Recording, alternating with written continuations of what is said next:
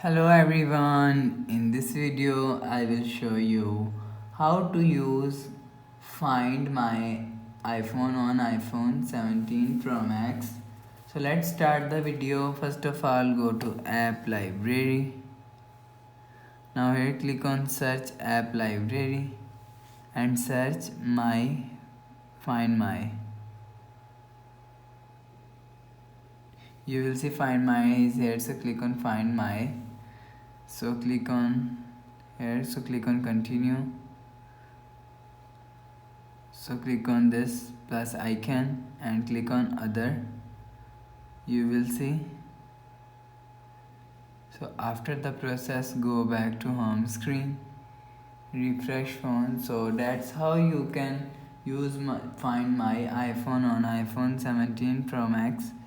So if you like the video, please subscribe. Thanks for watching.